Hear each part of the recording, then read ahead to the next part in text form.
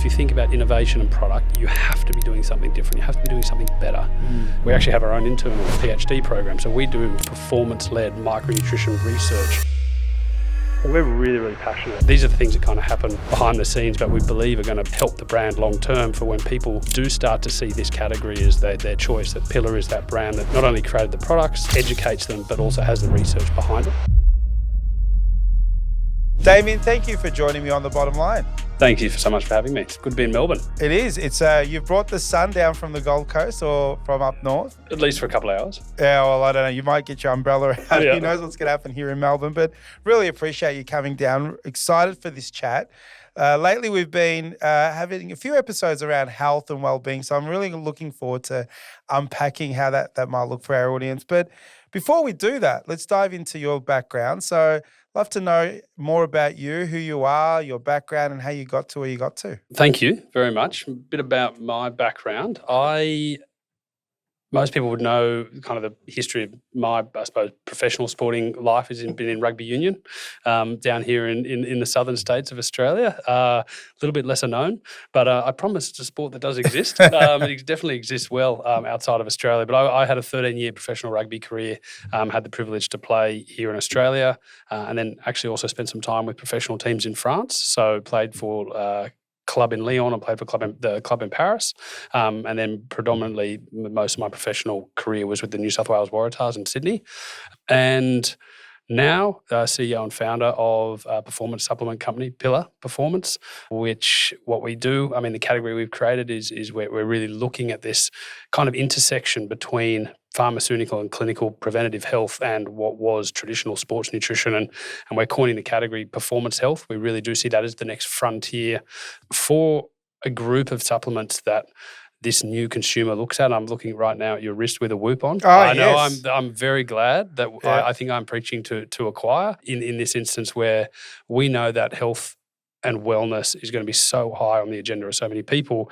And because of that, then there is a physical side of that, call it the performance side, which we are really focusing on for help people along that journey. And where they sit on that spectrum is what, gets us up every single day as to how we can move people back and forth between health and performance and not purely looking at health from a preventative lens. It's how can we actually make a difference today. So took the learnings from professional sport. I had a very interesting time with injury, which was basically the catalyst for launching the first group of products, really focusing on recovery and injury.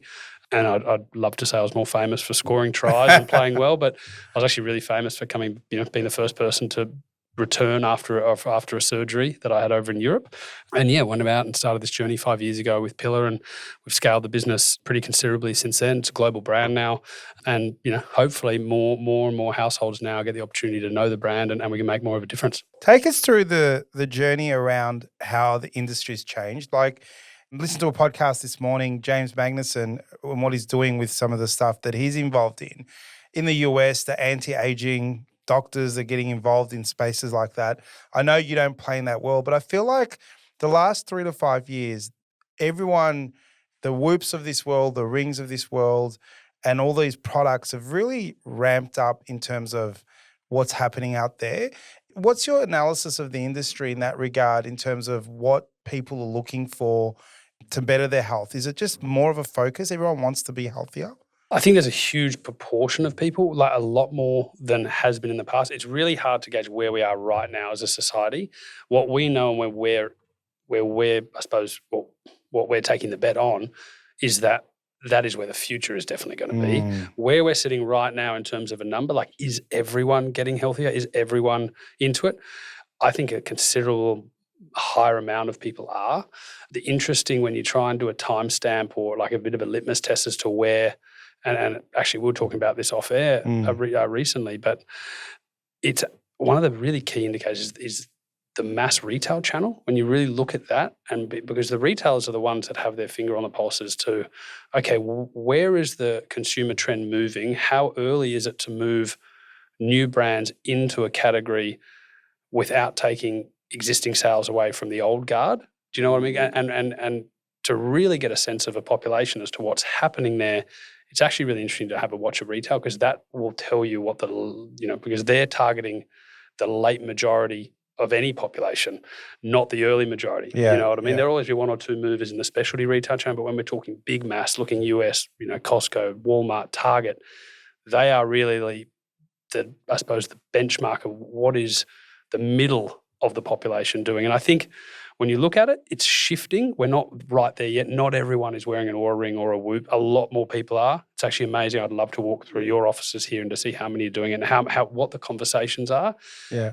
How big a bubble are we in talking about that is the question we're trying to work out. And I mean, we're all punting on it, right? Like that's my belief is that in 5 years' time, it's going to look dramatically different. And that's where we're headed. Let's talk about the problem that you solve. So some of the things that there's a lot of vitamins and whey proteins and things like that have existed. What sets Pillar apart from the rest? So I'd love to know, so what you do different that makes you so special? Yeah, great question. With the category, if you look at the category in itself in terms of let's just use the word supplementation. We actually don't use that word very often in Australia. We categorize, one is sports nutrition and one is vitamins and minerals. I'm not actually a fan of either of those two categories. One, because what's ended up in the sports nutrition category, as you said, protein is a big one. But what the three main products in that channel are these things called pre-workouts, fat burners, and protein. Yeah, that's now, for me, have nothing to do with sport nor nutrition. You know what I mean? Like if I walked you right now we walked down to Richmond Tigers or Collingwood, we walked into their team room, I'd tell you the products that don't exist on their shelves, pre-workouts and fat burners. So there's nothing high performance or sports nutrition about that group of products. It's actually, when you think about it, that's more body composition, right? And this is how everything's been morphed in terms of when you look at a category and you think, okay, is that actually for performance or health? No, it's not. And then we actually go and look at the pharmacy channel, you go and look at, for example, vitamins, minerals. That is only one tiny I don't know why we categorize it as that, because there's only one tiny portion of what is a hugely not, I suppose, any other product that's not sports nutrition. So essentially what Pillar is, we're a performance supplement company. What we do that's different is we're going to be the first brand that has been able to merge both the pharmacy and the sports nutrition together. So when you look at our vitamin and mineral or supplement line, we are a practitioner-only category supplement. So our products, if you were to put them in a pharmacy, would sit in the practitioner-only category. The formulas are higher than your practitioner big pharma brands, because essentially we were targeting, and the gap that we found early was that those products were missing from a performance standpoint. But from a branding perspective, we're starting to actually message that product class for everyday use, for here and now performance, and not just for preventative health, which is where it had always been. And so what we do is we essentially took that category, brought it in, we brought the very key ingredients of sports nutrition, and it wasn't your pre-workouts and fat burners, it was your big blocks of health. Protein, so at the base source, highest quality protein, which is grass-fed WPI, or whey protein isolate. It's, for us, it's collagen, bovine collagen, it's creatine. Yeah. And then we go into our micro range. And then from there are some, there's still a number of products that we haven't sold for yet that are in the pipeline. But when we look at our category of performance health, it really does merge the two of them together. And what we're really working on is how do we find this place where people know how to go and find that category of product? Because right now they're segmented, but we believe that where things are headed from 5 years from now, consumers are actually going to want to go directly to a category that sits like that. Because, I bet you a lot of your office here, maybe yourself, have now started learning about creatine. Yeah. 15 years ago, science didn't exist as to what it does for health and wellness. It was also slightly negative, like it wasn't a positive thing. It's exactly. There's risks and all that kind of stuff. It was always, it was put in a performance light, and the performance light was strength and power with the downside of added weight, right? And you can spin that with a marketing however you like, but with every downside there's an upside, and there was just not the emerging research. And this is what's happening that's so amazing, and we're trying to be a part of it. We actually have our own internal PhD program. So we do now. We felt that there was no performance-led micronutrition research on the medical side. So we said, okay, let's internalize that. Let's actually, if we're going to make the change, we're going to bring people into this category in the brand. We're going to own the category. We have to educate on it. And when we said educate, when we found that there was a gap in the research, we said, okay, we've got to solve for that. So I was very fortunate to link up with my head of research, who was actually, his PhD was the PhD that Whoop used for HRV. Oh, wow. So he essentially is the godfather of HRV. His PhD was the paper that was used by these wearable companies to put it inside the metrics. And he still does consult when they're looking at trying to tweak the algorithms in terms of what HRV is. So we're really, really passionate. These are the things that kind of happen behind the scenes, but we believe are going to help the brand long term for when people do start to see this category as their choice, that Pillar is that brand that not only created the products, educates them, but also has the research behind it. Is that the credibility piece? Is that, because one of the things I'm thinking as you speak about this, you're actually creating a new category, and then all of a sudden you got to do that. How do you launch a product and go, hold on, it doesn't fit there and it doesn't fit there, guys, this is where it fits, we're going to set it up. And then they're like, who the hell's Pillar and who are you? Yeah. Like, how's that journey gone? You get very good at, and by default, when you create a category, you then have to find your channel for that, whether is it D2C. In D2C, it's easier because you get to create your own narrative. Yeah. But I always believe, particularly in supplementation, the community or the brand or the customer and the brand is built inside the community, and that is in store. Like if for us, we have a really large legacy in professional sport, and particularly globally, a lot of endurance athletes. So work with some of the best runners in the world, Tour de France cycling teams. But within those spaces, the brand, predominantly our number one channel, is actually specialty sports nutrition and like endurance stores. So we found a way to put what is a health and a product that's always been seen as a preventative health light or performance, and we've put it into a bike store or a running store, and it works. It works. And these have never existed there. So by default, what do we had to get very, very good at, and our sales team have had to get very good at, is explaining how this fits into the space. And it's not easy. It really isn't. It's probably one of the most, we talk about it weekly on sales calls. Guys, how has it been? Oh, I've got this retailer. I've really needed to take them through step one, and it's a process, but it's not easy. You create the category, you've got to lead it. You have to then educate it. If you're going to create it, you've got to educate it, and then there will be followers, but all boats will rise if the tide rises. So by us leading it, if we lead the research, we're doing everyone else a favor behind us. But essentially, the first one, the first brand into the space does get the extra slice of the cookie. So it's like one of those ones where there's not a real formula as to how you do it. You just have to do it. And it is slower than just being able to turn on a Facebook ad. No, 100%. And is your product mainly B2B, B2C? Is it a combo of both? We're actually, we're 60-40 globally, 60 on the retail side. And how does, being a global business, how does Australia sit in terms of how we think about supplements, in terms of taking it, views on health and how that fits into our health regime compared to the rest of the world? I would say we're one of the most sophisticated supplement markets in the world. We are probably the most mature, not probably, I would say, based on where I've been, we have a very strong business in Central Europe. So I've been all through Germany, France, Spain. I don't think there is a premium functional fitness channel. So like your non-mainstream gyms, the corner gym that hosts a community that is, doing group classes, training like they're, semi-professional athletes, having a performance outcome, being goal-orientated. I think Australia leads the world in that. And from that, there is this ecosystem of health and wellness and not peer pressure. It's more social connection to be healthier. Where do we sit globally on that? I actually think we lead the world in it. It's quite remarkable. Corners of the US, like these brands that we're talking about, Whoop and everything, they're corners of the US. But when you look at the US in like its entirety, downtown LA does not simulate what's happening in central, for example. Whereas you go to different cities of Australia and everyone's operating the same. There are amazing functional performance gyms and like the rise of the wellness and longevity center. So not just longevity centers, but like, your ice baths and your sauna facilities. We started that. Yeah. From what I've seen, we literally were the first ones that said, no, let's make that a separate facility. Now it makes more sense for every gym to have that facility. Yeah. Rip out the spin class room and put that in there. Yeah. But again, we were the first, and that doesn't, like, I just came back from Germany. It doesn't exist. I'm like, there is an I was trying to point people on the street and say, mate, you're an entrepreneur.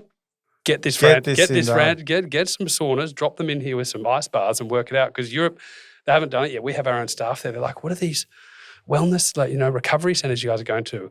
we're like, the sauna and ice baths house. And they're like, yeah, but they just don't exist yet. Yeah, and look, I won't name the gym that I go to, but they just set up a new facility near my place, and they did exactly that. They've got a Pilates studio, no bikes. The Pilates studio goes nuts, by the way. You can't get in. Oh, Pilates is amazing. And they've got an area specifically for that. 3 saunas, ice baths, and they've even got, you can put the suits on, the ones that you wear on your pants. Normatex compression boots. Yeah. So it's not, we're not talking premium gym. This is just a $20 a week kind of gym. And they've built this purposely for that. So I can resonate to that definitely in terms of what we're doing here in Australia. I wanted to talk about, in terms of the storytelling and the brand, you're trying to create something from the ground up. But how did you balance trying to go, okay, we've got to create this, but it's got to be commercially viable? And how did you kind of mix the two together in terms of the development phase where you're going, well, okay, we've got to get the science right, but then we've got to get the branding right, and so that it looks right. And you mentioned you're partnering potentially with a partner where you're doing something unique in terms of the coffee and that. Is all of that part of trying to get the product to market, or is it just building really, really good products and it takes care of the rest? I've only learned this through kind of going through the process, but it starts with product, right? Yeah. Product is where you need to start, because without an amazing product, you can't get repeat purchase. Yeah. So if you think about innovation and product, you have to be doing something different. You have to be doing something better. But there is plenty of great, there's rooms of scientists, of people that are coming up with better products. If we just think about nutrition, you can create better tech, better product, but you have to, for the longevity and to bring it to market long term to get repeat purchase, that sits on brand. Yeah. And so you've got to have both. It's got to start with product. So we always go, number one is innovation and product. When we bring out, for example, like a protein, we don't just bring out a WPI. It needs to be grass-fed, needs to be sourced from New Zealand. That's your point of difference on the product. Yeah. How do you message it? Then sits on brand. And so we really place, and we're going to place a lot of focus now. And thankfully, after 5 years, you get more revenue, you get more marketing dollars. You can do bigger plays as to how you do your brand marketing, because at the end of the day, when someone can copy you, right? Yeah. Eventually there'll be another product that looks exactly the same, and it will be my brand versus your brand. Yeah. So I saw this firsthand as to it was my own teammates, for example. I would watch when we would come out of the gym. These are guys getting paid to do this, right? So that even with the financial carrot of being the best versions of themselves, the best athletes, the dietitians would line up the creatine, the protein, even the collagen, for example. Those products always sat in sports nutrition packaging. Yeah. It was black. It looked great. Yeah. Players loved it. It made them feel special. Yeah. But on the micro side, and these were actually 70% of the products we needed, the products that kept the players on the field in regards to inflammation, the things that made sure that their muscles were recovered, like magnesium, omegas, again, for the inflammation. Immunity was a huge one. So it would have to be, really, really stringent on vitamin C, zinc levels, vitamin D levels, because if you miss training because you're injured, it's exactly the same as missing training because you're sick. Yeah. And the coaches hate both equally. And they didn't realize, but we actually took probably more of those supplements than we did, just protein. But when the dietitians would line up these brands, and by this stage, professional sport around the world has gone to no one's taking the over-the-counter products. It's all the practitioner stuff, because the premise was, they're the strongest. I would watch my own teammates race out of the gym and could not put enough protein and creatine in their shakes. Dietitians would ask them to take a fish oil. No thanks. And the reason why was because those products were the same products that their mum and dad were using in the same packaging. Yeah. And it didn't align to them. They're like, I'm a 110-kilo rugby player. I'm, training 20 hours a week. I'm not taking the same magnesium as mum. Yeah, yeah. And that's when I knew, when we were to do this, we had to solve it from a formula perspective, because the other thing was the formula was also the formula for their mum, because the big pharma in pharmaceuticals, they can position the formulas for 55-year-old plus women. That who buys and shops preventative health. Yeah. That's what they were targeting. I knew we could solve the product, but it was actually the brand. How do we create this side of the ledger to match and get them to feel like it was the black and colourful, but then to, what we took the bet on was, and that's why our packaging's will be very deliberate. It's glass. It's quite minimal. We needed to make sure we then didn't alienate that that wellness consumer or and that potential female performance consumer, like a lot of the sports nutrition brands had. So, and that is all brand. The whole thing is brand, because at the end of the day, if you don't make a customer feel great about what you do, they're not going to stay. When you launch a new product, they're not going to. They won't be that feeling that, oh, okay, now I'm Prilla had my trust on product one. I love that brand, love what they did. They did that cool event. I went there. I saw them here. They did a product collaboration with this other brand I love. That's my brand now. Yeah. So then you can build that loyalty behind it. And the community that goes behind it. Absolutely. What's the scientific background? So when you launch a product like this, is it similar to medicine? Do you have to get it approved? It's not like, it sounds like it's a complex thing. What does that work? Everyone should be really thankful that TGA here in Australia, they do a fantastic job. The barrier to entry on this category is really high. Good. That's good. Which is great. US far lower, wild west in terms of what happens over there. So yeah, there's two categories. You've got supplemented sports foods, which is more of the products you can find in your traditional sports nutrition bay of a retailer, and some functional just grocery superfood products would also sit in that regulatory space. And then anything that would sit in what's called complementary medicine has to be regulated by the TGA. So steps with that is you have to use a manufacturer that is TGA compliant, and that is really difficult to get, which comes at a high price point. So usually it's just big pharma companies. So if you were to go with those manufacturers, because they're used to dealing with very big clients, huge MOQs. Yeah. We learned this the hard way. You then have to match up all of the claims you'd want to make on your product have to be third-party test and approved by the TGA. So if you wanted to say, for example, on our magnesium product, the claim relieves sleeplessness, and those exact words, the TGA provide you with those claims. You just can't make them up. The TGA will be like, this is your formula, this is what you are regulating, these are what claims you're allowed to make, and therefore you will then get your TGA registration. And then that registration gets reviewed on a 12-month rolling period. So really difficult, because those steps all take, it's a bit like getting a DA, and they all take time and steps. But one of the best things for us is we're the first brand to be able to bring these TGA category into sports nutrition, which has never really been regulated. Yeah. And the average consumer might not have any clue what that is. And we then obviously overlay that with the fact that we're Informed Sport certified. So the first brand to go and get the third-party testing, so it's safe for any athlete in the world to use, which means we've then tested every product against 200 banned substances, which is, again, it delays, once it comes off the line, it's got to go to the UK, get tested. So that's another 3 weeks. So that is probably our biggest pain point. But it's also one of our biggest points of difference. It allows us to, we supply the entire every professional team in the country uses our products because of that. Not that that's like the business. It sounds like a lot, but create a business on pro athletes. But the consumer wants to take what the people they're watching on TV takes if they can afford it. This is our theory. Yeah. And we're playing the long game on this. Yeah. We genuinely believe that just because it's a cost that the brand wears for the quality for the customer.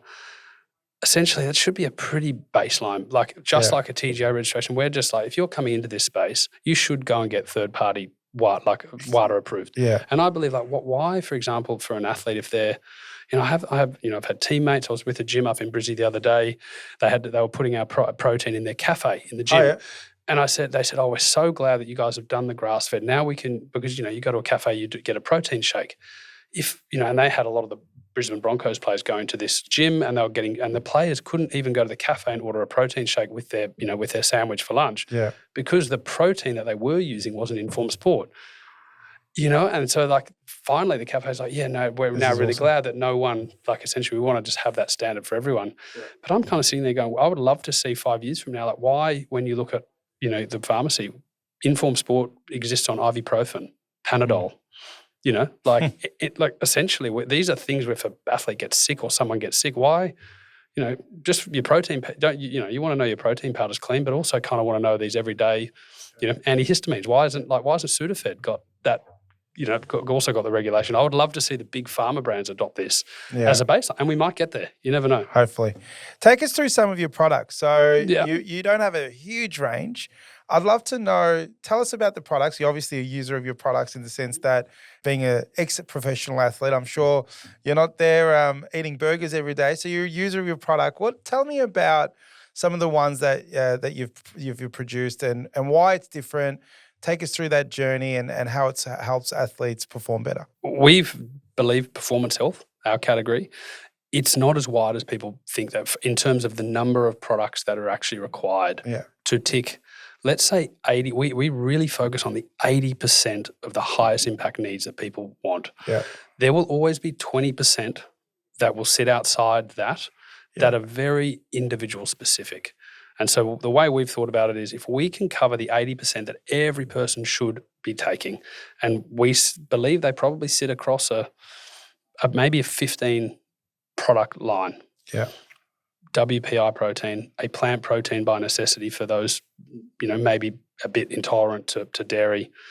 There's definitely creatine, collagen in there for aging joints and ligaments. And then across the micro spectrum, there is magnesium as an essential. We call it, the big three in terms of protein, creatine, omega, or big four, and then magnesium. Those four there really do cover a huge amount of bases. Yeah. And so when we think then, going further down the micro side, it's not as wide as people think. And if there are very specific cases where people, need to look into, say, cellular health, that is when you can go and, like you had Stephen Lew on before, that's when you go and seek a professional that goes and let's get some really, really in-depth intervention here. But if we're trying to cover the 80% and we're going to do that at a really, really high level, that's what we focus on. So we go 80%, let's get the best ingredients around the world. Let's test them to the nines. If they are a powdered product, we are going to get the flavoring right. Yeah. And make sure that it is clean. So like the most famous product, the one that's now globally is our triple magnesium. We were the brand that essentially led that category in terms of powdered magnesium for sleep. We felt that sleep was the place that we wanted to start. It's the start of the hierarchy of wellness. We look at it as kind of sleep, physical activity, nutrition, and then mental health. We don't touch mental health. We think that's, that should be for professionals as well. Yeah. We're going to focus on the first three. Physical activity, obviously, we believe if we get the core 80% right, we will help people stay physically active. But sleep is that first hierarchy of recovery and wellness. Okay, let's start there. And we did it from a physical, the way we thought about it was we actually want people to sleep well so they can physically recover. Because, there's plenty of opportunity, there's plenty of brands and there's plenty of, I suppose neuroscience as well that's out there about sleep for cognitive benefit, for how you are approaching mental health and mood. What we really want to do is sleep is critical for muscular recovery and physiological recovery. What part of sleep does that happen in? That is deep sleep. So we're getting really specific. And then once we looked at deep sleep, it's like, okay, well, it's actually magnesium glycinate. Okay, what are the boundaries of why can't there be a magnesium glycinate powder on the market? Well, the main reason was because it was so sour. Like the most sour tasting, and this is why, there's been pharmaceutical brands. It's not like we invented practitioner-only medicine, but the reason the other brands didn't play around with it because it just wasn't palatable at the level that we wanted to have it in and over 300, and no one would repeat purchase it. Correct. So it was always in a tablet form. But when we launched, we knew that there was this pill fatigue in the market. So we worked just like we said, if we launch the brand, we need to have a solution for this. And very thankful for us, we for months we went back and forth, but we found an ingredient that was able to block. So we didn't think about overpowering the sourness. We said, how do we block it? Which meant the sweeteners and the additives we had could be very clean and minimal. Well, what we did was actually found a product that was actually able to neutralize that sourness. So when we added any type of flavoring, it didn't become, overly sweet, use any sugar, any of that stuff. So when we put that into the market, that's the product that took off. And, I'm glad I'm looking at your Whoop right now. The Whoop sleep is so important. That was our silver bullet. Everyone goes, how did it scale so quickly? We're 5 years and we're in, over 50 countries. It was because the early customers were tracking their sleep. Yeah. And so the reviews that came from the product weren't actually written, oh, this is a great product, tastes delicious. My Whoop. No, they would just take or even like I'm wearing my Garmin, they just took a photo of their sleep score. Yeah. It worked. Look how, and so that just sent us off. That was evidence-based. It was completely evidence-based and we went long on the measurability side of things, which has never existed in supplementation. It was always the kind of pray and hope. You buy a product, you get sick or you don't get sick. You feel sore or you don't feel sore. This was the first time that there was, and thanks, but a big high five to all the wearable technology out there, Garmin's, Apple Watches. They showed people that you can now measure a supplement and see if it makes a difference. And that was a silver bullet. From there, when people started to share, thankfully for endurance athletes, everyone at least was wearing a Garmin or a Coros or an Apple Watch, and they had access to just even the basic sleep data. And from there, it just took off. I'd love to know some of the products. I'm thinking going, how much of a athlete do you have to be to get your products? Because the way you've... That's a great question. So performance health. So I think of this, well, I'm a senior guy here. I have to have good performance, but I don't work out every day. I'll do, try to walk as much as I can, not as much as I did in the last month, but you try, but I'm not a performance person. I'm not working out aggressively at the gym. Can I take a product, or is that for the athletes and I need to go somewhere else? Can I, for example, take your magnesium, even if I'm not working out, to get better sleep, to then get me to the gym more regularly because I'm getting better sleep? It's a great question, and obviously one that investors threw at me early. Like, Okay. Yeah, because it's like, okay, well, we're going to make this product so good. Well, I mean, like, for example, not everyone's a Tour de France cyclist. So Correct. It's like, they were like, well, how high can we make the product? I said, no, this is the unique thing about nutrition, and particularly sports nutrition. When you look at the products and we say that it's in race or out of race. So the products that are in race, so when you see, runners, Tour de France cyclists using products on the bike to fuel, carbohydrate gels, electrolytes, those products there obviously can be taken at a volume level that is significant. It will match the output that particular athlete is using. Now, what we're focusing on from a performance health perspective, we're talking about all the products that will get those riders to the start line. And now this is the unique thing. Once they get on the start line, what they're taking in between the finish line and the start line is actually no different to you and I. It's not like they're taking 40 grams of creatine and the recommendation is 5 grams of creatine. So this is the unique thing. There are sedentary people out there, elderly, that are getting recommended to take 15 grams of creatine. That could be the exact same amount as the yellow jersey winner in the Tour de France. And we spoke about Dr. Lou before and Everlab. So Everlab are now bringing pillar products into their customer base. They are not targeting an elite athlete. They're targeting basically between 50 to 65-year-olds. But their message is, well, if I am recommending a 55-year-old plus female creatine, which everyone is being recommended right now, we should all be on this supplement. There is absolutely no evidence to say that anyone shouldn't be. They're saying, well, I want this product to be the cleanest form of creatine. So we use one called CreaPure out of Germany. Yeah. It's the only non-Chinese based. It's the cleanest, purest form of it. And also we want to know, hey guys, like they want to be recommending a product. This is actually can be used by Olympians, but it's also good enough for you. You know? Wow. And so performance health, when you look at that range of products, as long as you're not like trying to match it with output, protein intake, for example, it's all based on body weight. So if you're trying to match your protein intake, like whether I'm 100 kilos or I'm 80 kilos, you're just going to take what your body needs, for example. Same with collagen. It doesn't need to go from 20 grams to 40 grams. It's a difference between 10 and 20. It's just there are slight tweaks in there. And on the micro side, it's actually becomes smaller and smaller. 5 grams or 310 milligrams of magnesium is good enough for you, as good enough for the best athlete on earth to have a really functional sleep. So that's probably one of the biggest misconceptions that we've really tried to educate. And I suppose the brand now is probably we're in this stage where we're branching out from we have a heritage in elite sport, and I think it's a nice point of difference that we have, that the customer and I suppose the brand, people know that high performers are using it, but that word high performing now is kind of branching out from just a field or an athlete. It is a high performer, as you said, in the office, at home. It's a little bit of exercise when we can fit it in, but it's just high performing to be as healthy as possible. Yeah. And that's the unique thing we're headed now. There is this crossover between high performing health and high performing performance that we're meeting in the middle for. And look, every business faces turning points. You've been only going for 5 years. You've had investors and you've obviously launching a completely new product. What were some of the biggest challenges or setback that ended up shaping up where you are today? Were there things that you woke up and gone, we're not going to get there, and you got through it and it is what we're at today? What were some of those, as an entrepreneur, things that you were like, shit, we went through that one? It was a pretty easy one. I think a lot of listeners and your business owners would have gone through their own journey in this, but COVID. Yeah, of course. Yeah, so our little story in COVID, we launched like basically the minute. So we had everything, product was getting formulated, raised seed capital, $1.5 million. We're putting a huge amount of that into the launch range. Yeah. Had listed the products with major pharmacy retailers here in Australia. My vision, I wanted this black category within the practitioner space of, white medicinal jars. I wanted the pillar black shelf, and still, one day it will be there, right? For me now, it's not the right position for the brand.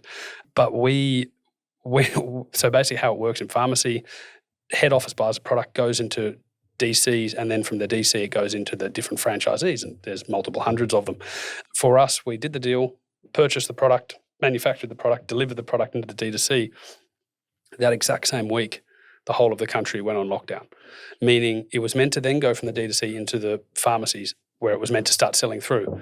But instead, no one was going into the pharmacies, we're all locked down, and it sat in the DC. So it was a strange time because technically we had the invoice for the product and we got paid. But deep down, I'm sitting there going, this is like this is fool's gold here. Yeah, because if it does, they're not reordering if it doesn't sell. That's exactly, and I'm sitting there going, okay, I've solved a short-term cash flow problem, but I have a serious problem long-term, because not only do I now not have product that I can move, I can't take it out of the DCs. They're like, no, it's going on the shelf, but it was going on very slowly. I then was like, well, this is not selling through, or we don't have the opportunity. And we're then doing all of our launch marketing. We're doing launch marketing. The product didn't even exist on the shelf.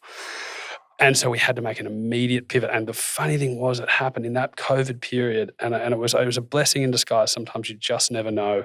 It was probably the most stressful time because we had the products. We solved a short-term cash flow, but then there was this long tail effect that we couldn't get the data we needed to see if the brand was going to make that impact. And I think even 5 years ago, we were too early in the pharmacy space because once we came out of COVID, pharmacy, like everyone was they were so health concerned as to avoiding COVID. The pharmacies that were meant to be partnering with the brand to really promote this movement were actually solely focused on giving COVID injections. Oh. They did not have time for a rep to walk into a pharmacy and to say, oh, can you stop and let me explain this new, direction of performance and practitioner brand? They were just like, I do not have time for that. I'm like, can you not see the line of 30 people that are here to get COVID jabs? Yeah. And so we had to pivot, and what actually happened in that 12-month period, we really focused on the education online, really focused on our D2C business. In that time, we learned that it was actually endurance athletes. So out of COVID, everyone, because their gyms were closed, everyone started running and riding bikes. Yep. And that runner, who maybe was a niche sport, right back then 5 years ago, is now the fastest growing sport, and you cannot get into any of the marathons anywhere in the world. Yeah. It is now the cool sport that everyone's doing, and there's more money that's being invested in it. We learned right back 5 years ago. You saw the data. We saw it coming. And the unique thing was they're also that customers and triathletes particularly, they're willing to read science. And so once that took off, what we said was, okay, and then we started getting running stores, cycling stores, sports nutrition stores. So while the brand was a very highly formulated clinical product, it was actually channels that never before existed in that space that were adopting the brand and selling it through. So now, and that changed the whole thing. So when COVID actually came back, I told the pharmacies that had to undo those. I said, guys, it's not going in there. Because by that stage, triple magnesium could not stay in stock. We would put it in a running retailer, we'd put it in a high-end bike store. They couldn't keep it on the shelves because once someone tried it, they stayed on it and told their friends. But people would not walk into a pharmacy and buy it. So that immediately told me what our customer, where and how they see our brand. They want to buy it next to those aspirational places that they are signing up. Like it's a lifestyle product. It's a lifestyle brand next to where they want to have their lifestyle. Yeah. And as your brand evolves, the funny thing is we're 5 years of brand, and now it's those same pharmacies actually like, we need it. Can we please have it back? Like, and now I'm kind of like, we're sitting here going, particularly in Australia, where the brand is going mainstream now. It's like there probably is a time, as we said, because there's this growing customer that is not just performance and endurance focused, whereas like in the US and Europe and our I suppose rest of world markets, we call them, it is the strategy is the brand just exists in high-end running, cycling and sports nutrition stores. We don't go into mass health and preventative because of that learning that our customer wants to feel the way they feel when they buy their new pair of Vaporflies or their new bike. They look and they okay, I'm entering into this lifestyle now. That's where I find my pillar. That's me. This is my lifestyle. The goal-orientated person is going to be finding our product in the place that they're going to go and join that goal-orientated lifestyle. Yeah.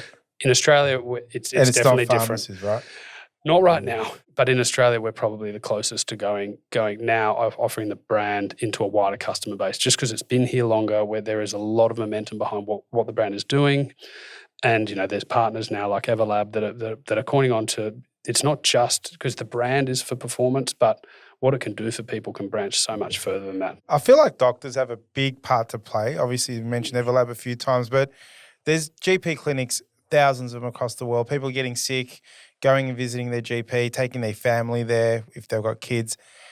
But very rarely doctors talk about what supplements are you on? Is your vitamin D right? Are you on magnesium? That they don't ask, are you sleeping well?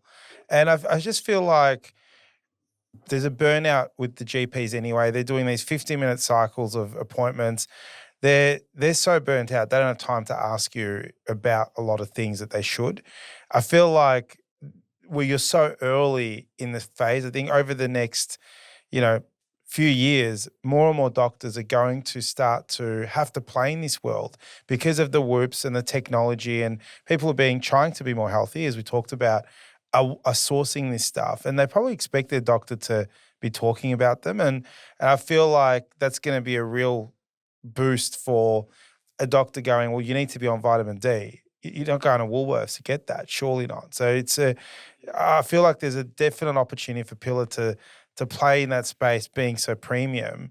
If your doctor's going to prescribe or talk about supplements, it's got to be the best. So what's your view on that? Do you think there's an angle there where over the years, more and more practitioners are going to be talking about supplements more and more than we have been in the past? I think they need to. I think I've got a couple of mates who are GPs. They've even just said anecdotally, they said their patients are coming in with more ammo, they're calling it, they're coming going, hey, this is what I believe. I've been listening to Dr. Andrew Huberman. I've been listening to 5 or 6 other podcasts. I can do all my own biomarkers now and research. This is what the supplements I need to take.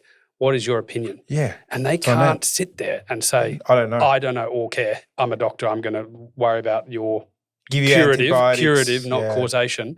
But unless they change, they're going to lose, there'll be an element to it that they'll lose credibility if they don't know these basic things. And like my friends are saying, and it's very good, this is the most number one recommend, like creatine. They said they've never had so many women coming in saying, I want to take creatine, can you recommend X? Or what dose should I take? Because I've read 20 grams menopause, 10 grams osteo, 5 grams as maintenance. What's your recommendation for me? You've been my GP for 10 years. What's your recommendation for me? And you can't not. This is the best thing about access to information.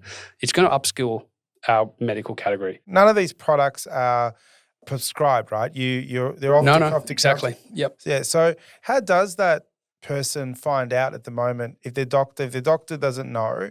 Is it just online research, the education that you do at Pillar to understand how much creatine to take or how much protein to take? Education is a huge thing. And it's not just one of those things where it's just going to fall into your lap, particularly for certain products. Where we are headed and where we see our space in this is, yes, we're going to lead the way in terms of what curated range we bring into the market. So people then are kind of given some form of scaffolding to start that performance health journey on.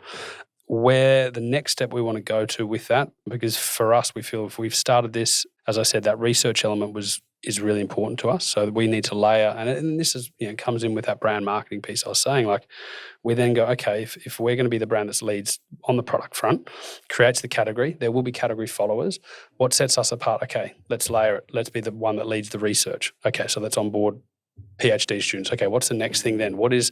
How do we not just be that brand to tell people, hey, you know what, just take supplements indefinitely for the rest of your life. Thanks for your money. Yeah. No, that again, it's gonna wear thin really quickly. So what the next step for us is to be how can we actually tell people when and how they need it? And this is the barrier from Australian perspective than say the US. We're not allowed to do at-home blood testing yet. It's incredible. You can sign up to programs. They send you your blood kit every 4, you can, however you want, monthly, 2 monthly. I've got two Australian entrepreneurs have started, one called Superpower, one called Rhythm Health. Same concept, both doing amazing things in health. And these Australian entrepreneurs have gone to the US because our regulations don't allow it yet. But you can get your biomarkers measured monthly, comes back on your phone, and you can see exactly the trends that are happening. And then from there, tailor your health down and your supplement regime based on that. What we're about to launch, excitingly, we are going to launch and start the process of bringing blood panel. So in Australia, we are allowed to have blood panel testing, meaning we can do a lancet prick on the finger. You're allowed to put the blood onto a panel. We send it off to our lab, and from there you can gauge, and we're starting with omega. So omega is probably one of the best places when people go, how do I start supplementing with omega? It's like, okay, well, what is your baseline? What is your omega-3 index versus your omega-6? Let's look at that baseline, and then you work out your supplementation plan from there. 12 weeks later, retest. And if you're then in the green, you don't need to potentially overdose in what you would then go on to a maintenance dose.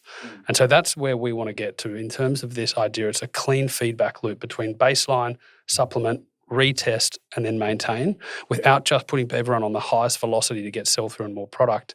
We're now bringing, so we've partnered with a lab out of the, with a brand out of the US, which has brought the testing kit into Australia. It'll be the first one into the market. So people can now come to Pillar, they can get fully sent at home. You then send in, they get a return envelope. It goes off to the lab here in Melbourne. They get you, and then you get your personalised report, and your report will tell you your indexes and then what your next steps are for the next 12 weeks. You want to then retest. You can actually see, does Pillar's product actually move the needle? I love that. And that's where we want to take it. And let's hope if regulations move forward like the TGA, eventually we should be able to do this with a full panel at-home test where we can then do everything. And it's so science-backed, right, or data-backed. So it has to be, yeah it has to be. And people can see the results, and you get excited by that. People don't want to guess anymore. No. Right? They don't want to guess. No. And the US, unfortunately, it kills me. As I said, we're ahead in terms of our physical facilities.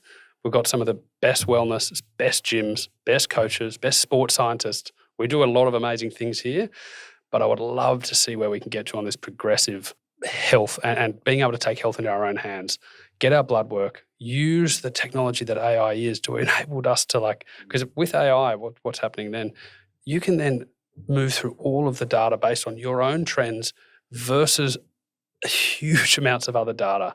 And realistically, if you get that right, we should be able to pick up diseases well before that they come and catch people off guard. A couple more questions. One is about food. Obviously, 100 years ago, supplements weren't around and people survived on food. To those that say, look, it's all a phase, it's, it's done in the labs and whatnot. Get all your nutrition from food. If you're not eating well, it doesn't matter. What do you say to that? Because I think the nutritionists out there will be saying, well, you need to eat well, and if you do the right thing there, you shouldn't need to supplement. Your body produces creatine, rah, rah, rah. What do you say to those thinking? I think it's a mix. It's definitely not true. You can get everything from food. That's false. We always go by, and I think a lot of dietitians go by the premise, food first, but not food only. So we never want to get into this space where it's a supplementing world as instead of food. But if you wanted to hit the level of magnesium that you would, magnesium comes in some lipids, it comes in leafy greens, for example. Let's say a bag of baby spinach. To get the amount of magnesium you would need to intervene on what you would want for sleep, you would need something like 2 kilograms of baby spinach. Yeah. So for example, if you want 1,000 like our Ultra-Immune C, if you want 1,000 milligrams of vitamin C to prevent immune issues if you're on a long-haul flight, for example, you'd need 16 oranges. And with those 16 oranges, there's a lot of sugar, natural sugar in oranges. Yeah. And this is the thing, you can get there, but you'll be eating oranges from the start of your day, all through your first meetings, all through, and your glucose in the, totally. out of and you want creatine out of red meat, okay, no problem. But if you've got the money to go and spend with grass-fed, red meat, that's what it'll be there. Or you can take an 18-cent scoop of creatine. Yeah. There are definitely ways of getting there. It's what you're sacrificing for it, that it's going to be difficult. And then there are times where you literally can't. So if you're a vegan, for example, you're plant-based, you're not getting B12 in your diet. No. Simple as that. So supplementation is essential, and same with creatine. So creatine's coming out of red meat. There are very minute sources and very small. It's less than something like less than 20% of what your body intake actually would need can be produced by the body. Therefore, creatine, you need to be supplementing with it. For example, protein. Like if you try and really stick to this high protein a lot of people are now saying we all just need to be taking higher protein. Particularly later, like my own dad, I'm really working. He's now 72, taking his health more seriously. We're working on how much protein he needs, purely to stop this. There's a muscle dyspertrophy that happens for males over 65. Needs to be upping his protein intake, but he also just cannot. You cannot eat. You cannot eat that much protein. So it's a far easier way for him to just be able to have, with a meal, another scoop of WPI protein. It's grass-fed, tastes delicious. It's an easy way for him to hit his protein goals. So we always say food first, not food only. Amazing journey so far. It's so cool. It's I can see, in most businesses, when you last through that first 5 years, and you're getting through it, and you've done an amazing job. You're global already. What does the next 5 years look like, Damien? I'd love to get the crystal ball out. As the founder, where do you see Pillar Performance go in 2030? I want us to be leading a movement here in Australia. Like, that's for us now. We've been able to set up some really strong global infrastructure, and for us globally, we can't, you can't, with the capital that we've got, you can't win everything. You can't win everything overnight. But for us in Australia now, it's going to be a huge focus for where the brand is, the positioning where it sits, and the Australian consumer. Where we hope that we can make the biggest difference is start to move this space of performance health kind of out of the shadows of very niche high performers, elite athletes, and into a wider demographic. We're pretty ambitious about where things can go horizontally as well. There's still some gaps that we want to solve, and I feel if we zoom out from 5 years' time, we're going to make things very, very easy for a consumer to enter into a performance health journey, start with a product range, and then work their way through them at different stages. But over 5 years, if we can be, change this in the places where people access those products, start to make them a little bit more available in the places where people can find them, start to, educate more. Like in Australia, to set up across 5 years, I should say, we've had to really just divide our time and marketing capital and education across the world, basically. Over the next 5 years, we're going to make a massive focus on Australia to make sure that this is our home market. It's our biggest opportunity, and we've got the biggest brand permission to win and own this space, and to make a really, really big cultural shift in how people are thinking about it. And so when I look out for 5 years' time, I would like to see us as, when people think about this category, it's they think pillar. Right now, there's a few people who think pillar. Right, 5 years, if I zoom out, I want everyone to be thinking pillar. We've done our job. Well done. Well, thank you so much for joining me on the bottom line. It's been amazing having you on the show. I've learned a lot. I've been reading about the magnesium journey. I actually generally get a good sleep, so I'm not too bad. But I'm going to investigate that a little bit more. You're making people's lives so much healthier. People that are going to the gym hopefully can recover and achieve their goals, and hopefully in years to come, you are the #1 sports performance supplement company, Pillar Performance. Thank you so much. Been awesome. Thank you so much, and we'll make sure we get some magnesium to the office. We'll get everyone sleeping well. Well, hopefully they'll come into the office bright and early with lots of energy. Thank you. Awesome. Thanks for having me.